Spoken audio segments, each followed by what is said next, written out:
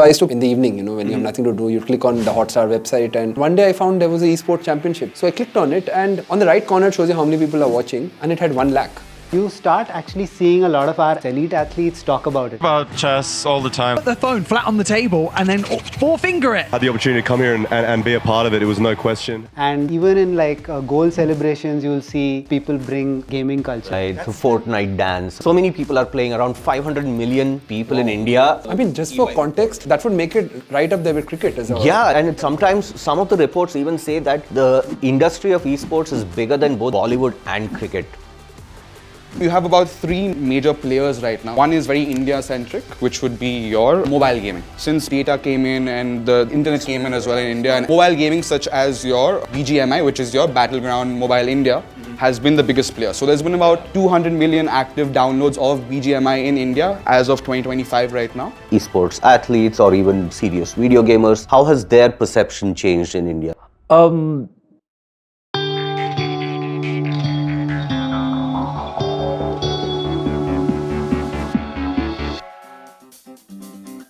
Hi everyone, welcome to another episode of Gameplay Sport. If India won a bronze medal in an Asian Games, that would be big news, right? And in 2018, that actually happened.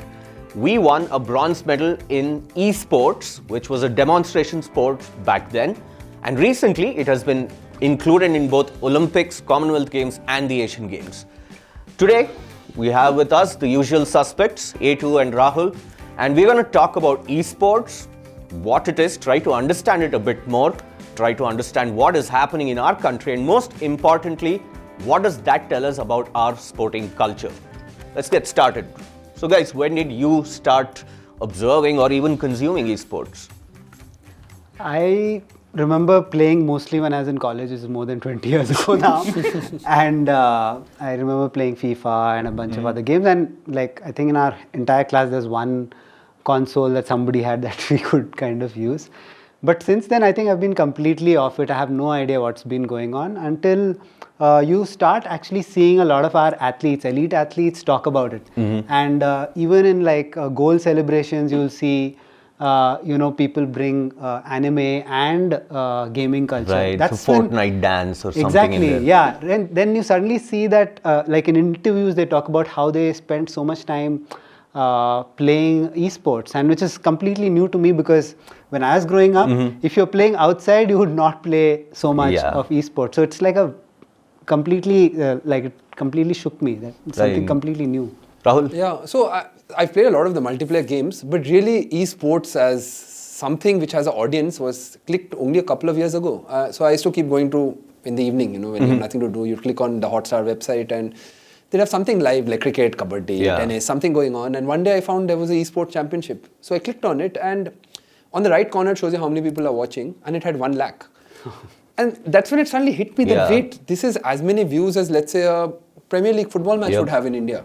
And we had spoken about it before, the audience was already there. And that's when it hit me that wait, esports is not an upcoming sport. It's a well-established sport already. Yeah, people watching esport was again, very, very new. I mean, this is completely unaware that happened. What about you? Yeah, Kailash? I have, like you, or like both of you, I played computer games when I was in college.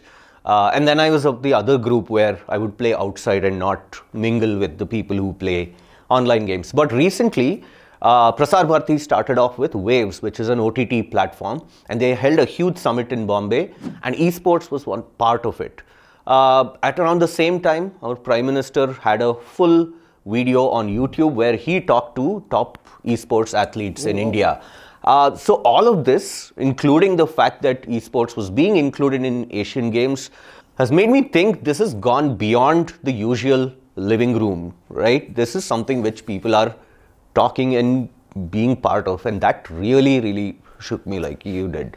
But my question primarily when I looked at all of this is why so many people are playing, around 500 million people in India, according to a just EY for context, report. I don't think that would make it right up there with cricket as well. Yeah, sometimes some of the reports even say that the industry of esports is bigger than both Bollywood and cricket. Two of the biggest things which India is really proud of. Nintendo, Sony, Sega, Riot, Riot Games. Activision. Activision, yeah. Yeah. But again, all these are names from when I was playing. Are the same ones still relevant? What other digital companies do you kind of... And then there are the usual Microsoft with their Xbox. Sony, PlayStation, Nintendo. Yeah.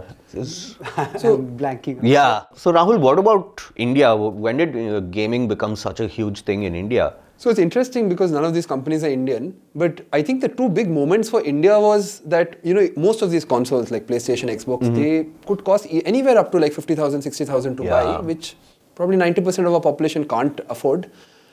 So in India, the big moment is that mobile phones start getting cheaper. When these Chinese mobile phones, smartphones in 2012, 13, they become cheaper and cheaper. And then the other big moment is in 2016, Jio makes cheap internet available. And suddenly for within like 10,000 rupees, you can have a good phone which you can play competitive games. And I think for less than 500 rupees, you get a big internet package. And really, I think that's the moment where the huge number of gamers that Indian ecosystem has started. We are reaching 500 million gamers and a lot more people, I think, watching. Wait, our producer here is getting really annoyed now because it's very clear that we don't have enough knowledge, and our producer has been an insider in the industry. He has played the games, he has watched Twitch and all for a really long time. So let's welcome our producer, Ram Seshadri, who also goes by the name Viscosity. So let's bring it up for Ram. Whoa. Ram, welcome. Yes, Ram. Thank you guys. Thank Among you so all much. of us, Ram is the one who knows most about this. So And our average age across the panel has significantly gone down. Yeah, I was watching, and I had to kind of intervene a bit, but let's take it from here. Okay, let's ask you questions. So first of all, when did you start? What was your introduction to esports? I think I started around 2010-ish, about 15 years ago, when I had some friends who were raving about this new game that they were playing called League of Legends. And of course, when you're of that age, you feel like you need to be a part of a larger community. So of course, I joined it, and then of course, from there was the start of my esports journey, basically. All right, 15 years so back. if you were talking to a noob about esports, right? What are the different kinds? What are we looking at which are sports here? Yeah, so in the last, I think, decade or maybe 15, 20 years, I would say there's been about 6 to 7 main kind of genres that have formed in esports. And your fighter games, such as Tekken, Street Fighter. Mortal and then you Kombat also, and all of yes, that. Okay, exactly. yeah. And then you also have so you have your fighter games, you have your battle royale games as well, which is what has kind of recently gotten really big in the last 10 What years is or a so. battle royale? So your battle royale games are basically 100 players are dropped into an arena. Like Royal Rumble in WWE. So it would be something more like PUBG. Okay, PUBG. Okay, all right. PUBG would be a great example of it, as well as Fortnite as well. Obviously, Fortnite now has like taken it over the storm, as well as PUBG. But these two games kind of synonymously brought out the battle royale culture in esports as well, and that is another genre as well. The third genre would be sports as well. So sports is a major one. I think that is something that a lot of people kind of don't recognize that it's also part of esports, because they've seen sports as being played in real life, and they don't recognize that, people playing it online would also consider it as esports. So you have your 2K, you have your NBA, you have your FIFA as well. Exactly, those examples. India, probably the real cricket. Exactly, the real cricket, exactly, yes. Then you have your, I would say, your RTS, which is your real-time strategy games. So I think we had a conversation about this earlier, where we're talking about Age of Empires being one. So this is where it's less about the physical aspect of the gameplay, rather it's all about strategy and the mental side of the game. Okay, So and then where does League of Legends fall into all of this? Right. So here is where then you have about 3 major players right now, especially I would say. One is very India-centric, which would be your mobile gaming. Yep. So because of the conversations that we were having earlier Right. about how since mobile data came in and the internet came in as well in India, and smartphone penetration was better. Smartphone penetration happened.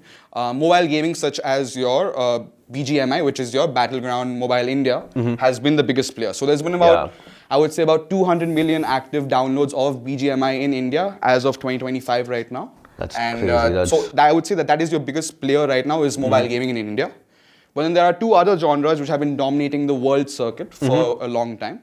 And the first one would be your first-person shooter games, so just your FPS games, or your third-person shooter games as well. But your first-person shooter games would be something like Call of Duty, Counter-Strike, Valorant as well. So Valorant was something that came in a bit more recently. But Call of Duty and Counter-Strike have been two games that have been very popular because they were on gaming consoles as well. And it's something that can be played on like PC as well. You played Call of Duty, right? Yeah, I was really, I really got into Call of Duty. Were you good at it? Well, I could play with 4 fingers. That for me was the update because so you're a noob if you're a 2-finger player, and then you got 3, and then when you're 4-finger, you can still call yourself a gamer. Wow. Exactly. Okay, so and those it took are me first longer person. than it took me to learn how to serve in tennis. Oh wow. So those would be the first-person shooter games. Yes, those would be your first-person shooter games. And then your last kind of one of the bigger categories, I would say, or probably one of the biggest ones out there, is your MOBA gaming, which is your multiplayer online battle arena. This is where your League of Legends comes into play, your Dota as well comes into play. So this is mainly where it's like a 5-on-5 kind of like, you're put into this kind of arena again once more. And the objective is to kind of, as your 5-player team, to go and like kill the other person's base. Right, and are these specifically team games in comparison to first-person shooters, which are mostly individual? Is it like that? So even first-person shooting games like COD and CSGO as well have teams in them. But these ones definitely have a lot more kind of working together. And this is where the sports watching side of things and the other. So it's not just the playing aspect of it. The way to get better at these games is also to have great communication with your teammates in the game as well. And this is where your streaming apps or your communication apps such as Discord come into play. So that is what's something that I was using for longest time in the last 15 years was communicating with my teammates on Discord. And it kind of created a culture where I've not even met half of them actually in real life, but we're quite close online. Why do you think it's not as popular as something like cricket yet in India? What's stopping it, or are we still in the initial phases of it?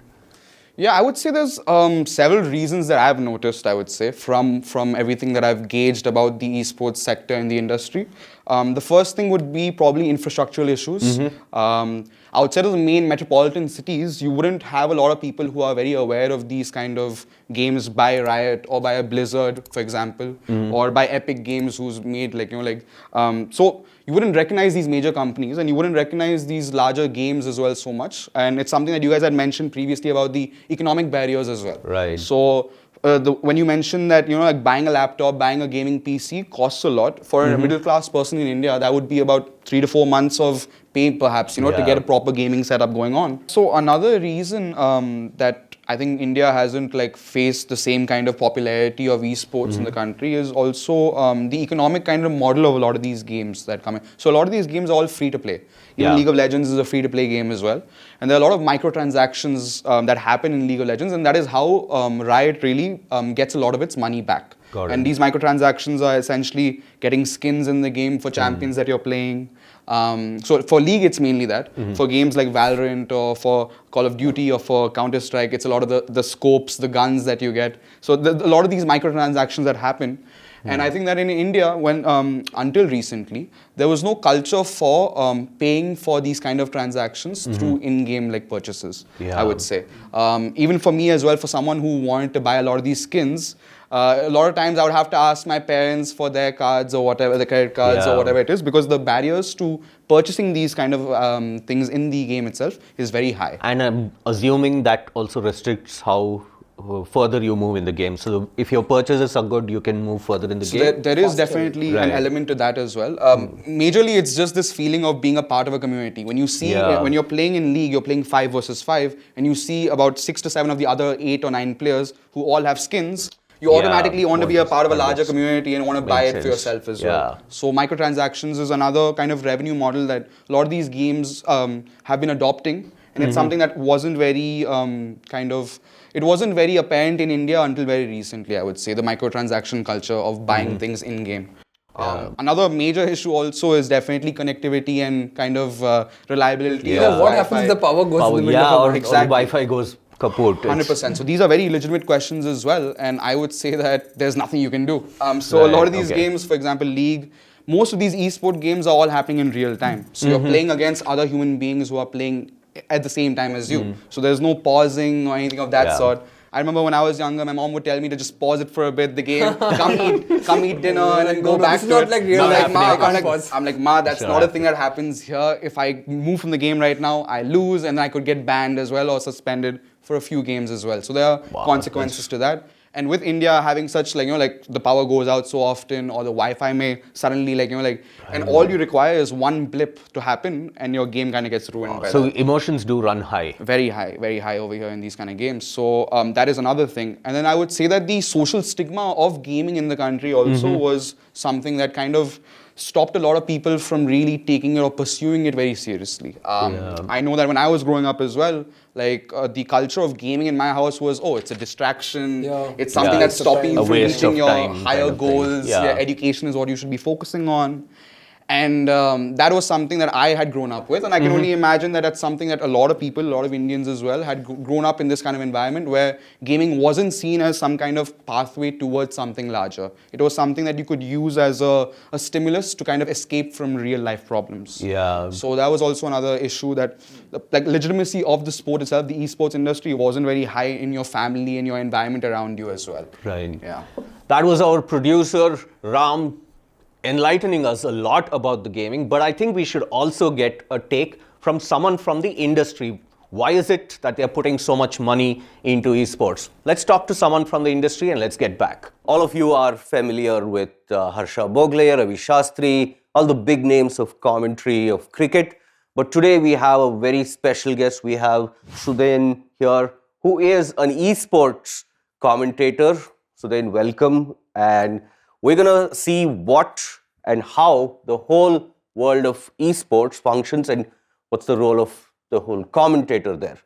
So, to start off, then, how did you get into esports? What was your introduction? How did you land up with commentary? I mean, firstly, comparing me to Bogle and these guys, that's a very high praise. Thank you for that. But yeah, I mean, I've been doing this as a job for about, 11, 12 years, pretty much on and off. It's something that I kind of fell into, in all honesty, right? As most of us are here in India, I'm an engineer as well. Became an engineer, did the usual, worked a few 9-to-5s, and then at one point, because I've been playing Counter-Strike as a fan, as a gamer for about, at this point, like 25 years, since like early 2001, 2002. So there was a point where I said, or rather one of my friends told me, he's like, why don't you try commentating? You love the game. You watch the competitive side of things, the esports side of it. And I just kind of got into it as a hobby, primarily, right? I'd still do my 9-to-5, and then I'd come back home and I would try streaming a few games, just talking about it. And one thing led to another, and all of a sudden I found a couple of opportunities, jumped on it. But yeah, it took quite a while before I could completely transition into making this like a full-time thing. We still had almost like a global social barrier about esports, video games, which from like the 80s, I'm pretty sure you were also heard that video games cause violence, video games, Marilyn Manson, any kind of heavy metal, all that stuff, all of that cause violence. Do you think that kind of social change has happened in India, at least in the last 20 years, where people look at esports and video games differently? I think the moral panic is something which will always be there. I think just human nature. We're going to find a scapegoat at some point in time. Like with the unfortunate school shootings in the US back then, when you're blaming all the metal albums, and then you had the video games, GTA causing violence and all of that. I personally think it's all nonsense, right? I think we should be attacking the root cause rather than that. But in India, I feel, look, these things will change once those kids, a kid like me, when I was, back in the 90s, when we grow older, we understand that this is not how it is. Like, I have people, 40s, 50s even, who, grew up with video games, who know that this is not, it's not a big thing. It's just another aspect of entertainment, right? And I feel like the knee-jerk reaction thing is something which is always going to be there. But I feel like education and making it more mainstream will take it away, because fear comes from ignorance. That's always how it's been, right? You don't know something, you're afraid of it. And I feel like with the heavy metal and rock and roll, with video games, people just don't understand it. And it's easier to pin a blame on any problems, societal problems, kids not studying, whatever, on the easy scapegoat out there, right? And I feel it's cyclical. You see it every 10 years happening all the time. But I feel the more mainstream something becomes, and even though they might not know the minutiae of video games or esports, as long as they understand this is just another, like a TV show, I think that will really help cut that down when it comes to the stigma, at least in India. And from the conversations that you have had with esports athletes or even serious video gamers, how has their perception changed in India, like in the players that you normally interact with? Well, amongst their fans, at least in India, they have their fan base, right? They're super popular and everything. And it's similar to, well, India does have a celebrity craze culture in a way, right? So it is kind of surprising, but also a pretty cool thing for me, just watching a lot of these young kids who virtually come from nothing. I can bring up names like Mortal, Scout. These are the guys who got their fame in PUBG Mobile in India, and how they are basically bona fide celebrities at this point, where they're rubbing shoulders with your mainstream celebrities, right? So that is absolutely changing. I wouldn't say it's completely changed yet, right, in India. But then you look at certain places like in Denmark or in Brazil, for example, where Counter-Strike is massive. It's very mainstream, right? Like the Prime Minister of Denmark, felicitated Astralis, a Danish team, when they won the championship, for example. They are literally household names. They walk in the street, people, not kids, people just generally recognize them. In Brazil, you have football players like Neymar, for example, who shows up to Counter-Strike tournaments, to support his team, for example. So in India, it's a long way still to go. But at least we're heading in the right direction. At least I feel that, at least from the past few years. We come to regulation, right? And recently we had bill which kind of, completely banned real money games. Yes. But it also said it'll promote esports and stuff. What do you think of regulation like this? And is such regulation required in India? That's a very loaded question. I think yes and no. My fear for a lot of years was because the real money gaming thing, they always use these lawyer terms, these nomenclatures, like it's game of skill and all of that, right? So for the longest time, esports and games like online poker, rummy, whatever, were under the same umbrella. I personally did not like that, because these are two different things, despite what a lawyer might tell me. These are very different things, right? And for me, my worry was, what if the government does a blanket ban on online gaming, money gaming, and that would in turn ban esports as well, right? So I was always for separating these two things. Now, when it comes to the government putting the foot down and separating it, I applaud that massively. About them banning, the online money thing, that's a whole different topic altogether. I don't think they needed to ban it. I think regulation would make more sense. But acknowledging that esports is a separate thing on its own, I think it's overall a good thing. My worry comes from history. Like there are organizations like KeSPA, KeSPA, the Korean Esports Association, one of the earliest, and I think to this day, the biggest governing body ever in esports. They came in to regulate primarily StarCraft, one of the biggest esports titles at that time in South Korea, and that it can lead to barriers of entry for other games, right? It stops becoming a fully open market. And also there were cases of like corruption and whatnot taking place. Quite a few members actually got arrested as well for corruption and taking bribes and whatnot. And that's always going to be at the back of my head, right? And also regulation for me is, what is regulation, right? When the government comes in, and let's be real, every government would have passed since our independence has had this tendency to just ban something if they don't understand it. So let's say there's a game, let's say Counter-Strike is there, which I work on, and there are companies and people whose livelihood do depend on the game, right? Suddenly the government's like, well, we're going to ban this game.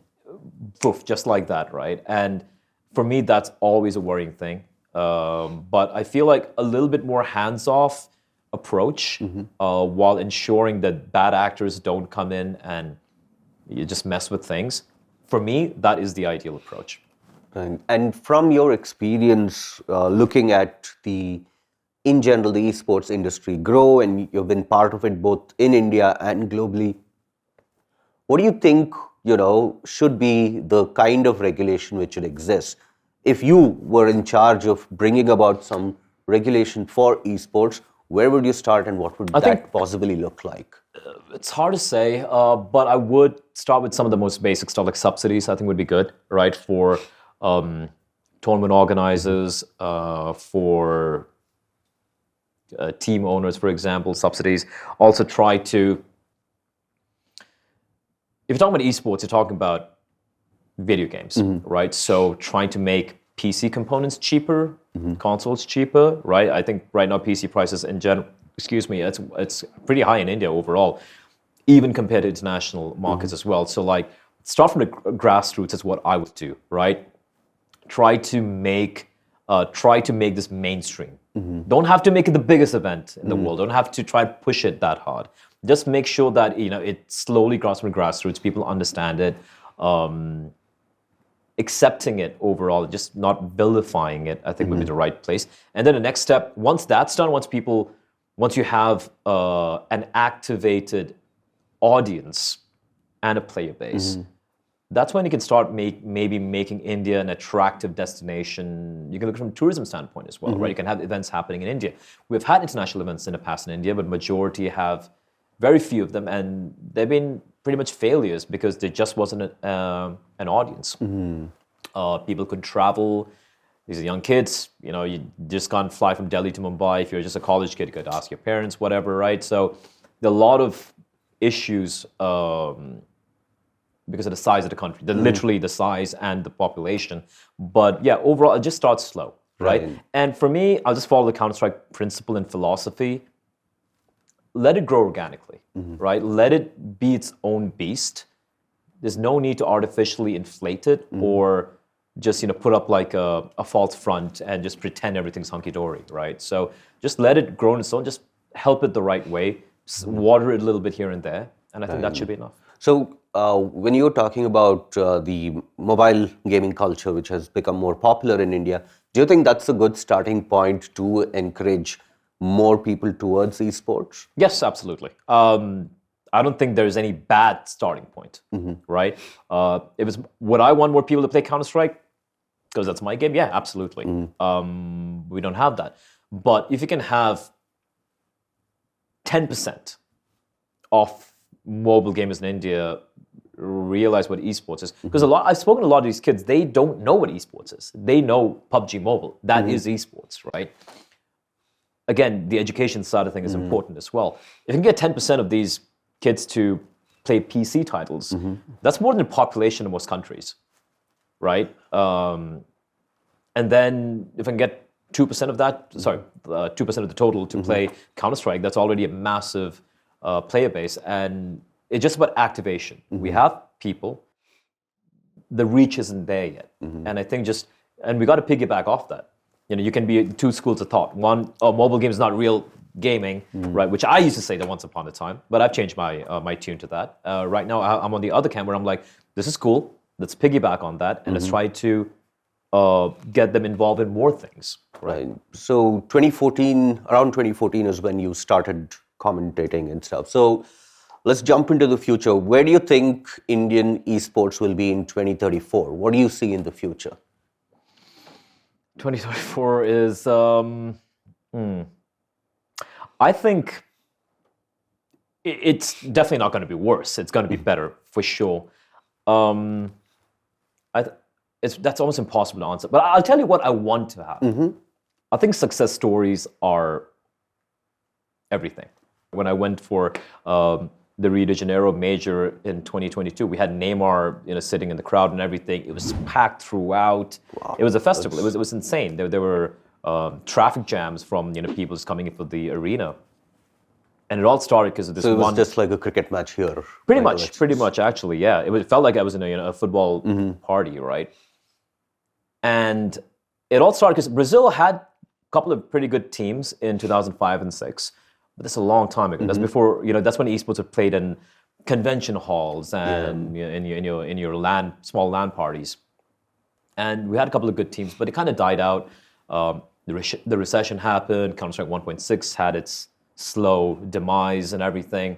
But there was a guy called Fallen, Gabriel Toledo. I think that's his last name. Anyway, so Fallen, he had an academy where he would just teach people how to play Counter-Strike online. He came from 1.6. He was an older generation player. And then in 2015, I believe, his team, who no one knew about, they qualified for the major. They qualified for the qualifier for the major, which had to be played in Europe. But they didn't have the money to travel. And this is back when travel was not being paid by the TOs and everything. Money was scarce. The community came together, a few players as well, and they put in money and they allowed them to fly there. So like crowdsourced. Crowdsourced it. And they flew there and they actually took down some big names. Wow, so David Goliath's story right there. Yeah, and then over the course of the year, they started qualifying more often and beating another team and more and more, until finally a year later, they won the major. Wow. Right? The biggest trophy of all. And they won the next major as well. That gave birth to an army of kids who are like, I want to play with Fallen. I want to do what he's done, right? And ever since then, it's obviously been a mixed bag of success and whatnot. And he's still playing right now, of course. He's like 35 now, 34, 35 as well. And he just basically raised this army of kids in the scene. And that in turn galvanized the entire country, galvanized the neighboring country, Uruguay, Argentina, Chile, and everyone. And now we have players from that part of the world as well, those countries as well, which we never used to even think about these countries when talking about Counter-Strike, right? That is such a beautiful story for me. Yeah. And I want that to happen in India, where we don't just play a game that only we play. Or I'm not pointing fingers at cricket, but I'm just saying, like, you can point fingers all at right, cricket. I'll point fingers. And the thing is, like, once you challenge the world in a game that other people play, a lot of other big countries play, and even though it might be an underdog, once you're able to even take down one big team just a one time, right? You just need that to inspire some kids, seeing that, like, holy crap, I want to do that, right? And that kid might be the next world champion. And I feel like, and I've seen stories like this in Mongolia recently. I've seen stories like this in Ukraine in 2010 with the Team Navi. And I've realized for countries like India, where we're, second world, third world, whatever, these sort of success stories are what act as a catalyst for success, basically. I'd like to see that. Thank you for a really interesting insight into the whole world of esports. Whoa, where did you come from, Etu? I don't know. It felt like I was stuck somewhere in the virtual world. Welcome back Something anyway. to do that producer, I think. Yeah. It was in the Matrix. So we spoke to Ram, who gave us a perspective about a gamer and someone who's embedded in the gaming community. We talked to somebody who is a professional, giving us insights about the industry. I thought it's a good time to maybe pull back a bit and think about, what does gaming tell us about India? Where is it going? And, our larger theme, like, how does it fit into our sport, into us being a sporting nation? Maybe one place it immediately hit me was that esports kind of gets born in South Korea. And there are some parallels between South Korea in the late 90s and India today. So esports became big in South Korea around this one game called StarCraft. And maybe the 2-3 reasons which it became big was that South Korea was a country which was really poor. So when India became independent in 1947, South Korea is poorer than India. And they have a huge jump as a nation from the 70s, 80s, and the 90s they've become the first world nation. Right, that's when they were called Asian Tiger economies. Yeah, Asian Tigers, right? Yeah. And they are trying to jump on what was going to be a future digital boom. So, people are learning computers. Computer centers are popping up all over Korea. And there's this PC hubs. So the equivalent in India is those internet cafés. Internet cafes, yeah. Yeah, so there are these PC hubs yeah. where people are young people are coming and playing games. And this playing together kind of takes off. And, South Korea doesn't have any particular sports which they're known for, famous. So an internal culture comes out which people start following, going to these gaming cafes and watching people play StarCraft. And soon you start having your first recognizable people where, gamers are becoming celebrities. And, in 98, 99 tournaments start happening where players who are winning starts become brand ambassadors for, tech companies, for different consumer brands. And it's the first economy where gaming became serious, an audience gets created, and professional gaming becomes a thing. So do you see like parallels So the here? parallel India is equivalent, that we are right now in the cusp of maybe becoming the biggest digital economy in the world. In terms of users and revenue generated, the country is really investing in the infrastructure to set it up, and we have a generation which is as digitally savvy as we've ever been. So some of the conditions for India to become the next big esporting nation is around. Yeah, Etu, do you have the same idea? What do you think is like the future of esports? Like for me, still, I'm some ways I feel really heartened by what's happening. Like we talked about in our earlier episodes about lack of access for sports, and somehow through mainly the mobile gaming culture, it seems like that has been removed for a lot of people, right? So you. Ram talked about community and about knowing people that from different parts of the country, maybe even the world, and never having met them, but still having some sort of a community, which I thought is something quite remarkable. Yeah. It's tough to build anywhere, right? Yeah, So those especially in a time of social media where everybody is getting divided, people are getting together here. Yeah, so that's something that we also look at sports for, right? True. Building a good community, a supportive system. So that part sounds really good. Also ended up learning that there are a lot of other life skills that we've talked about again in our earlier episodes that you learn through sports are also happening through esports, right? So you understand how to work with people, teamwork, leadership, making Being sure disciplined. being disciplined. Yeah. So general there are a lot of literacy about the technology and digital stuff. yeah, actually, that's one big one, right? So, in a more and more digital world, we have now children from different parts of the country who are much more digitally literate, right? So, that is possibly another great thing. But I still feel at some level the lack of movement is a problem, and that's something that, at least in the health of the country and the topics that we've been talking about, it keeps popping up. In that respect, I'm not sure, The general stigma, which also I would want to talk about, is the parental concern which is there about games, destroying your life or you losing out on studies. What do you guys think of that anxiety which is there? So, firstly, it's true. I mean, it was there in our time, but if it's even more, because today, the kind of access to devices that you have is like never before. Like, in a family, everyone can have access to a mobile.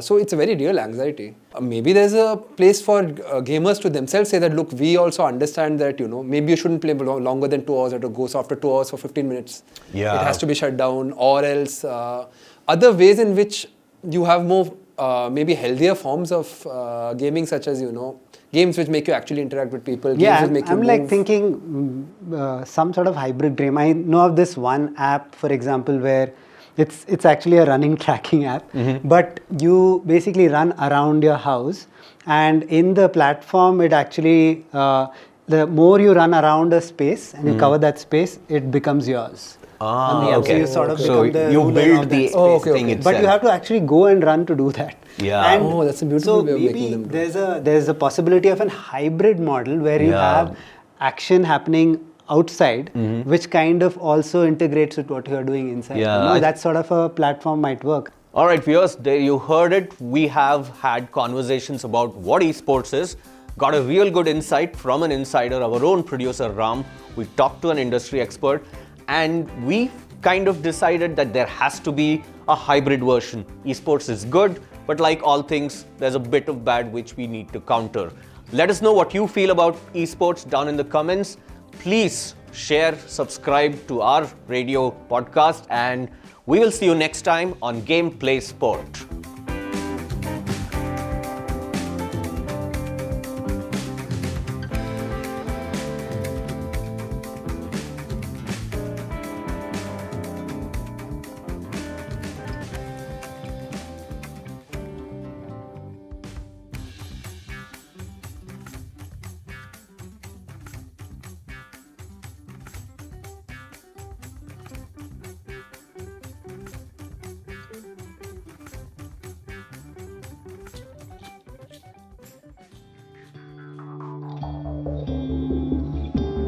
You're listening to आप सुन रहे हैं You're listening to Insunothar. നിങ്ങൾ കേൾക്കുന്നത് ನೀವು ಕೇಳ್ತಾ ಇದ್ದೀರಾ radio Radio Azim Brainji university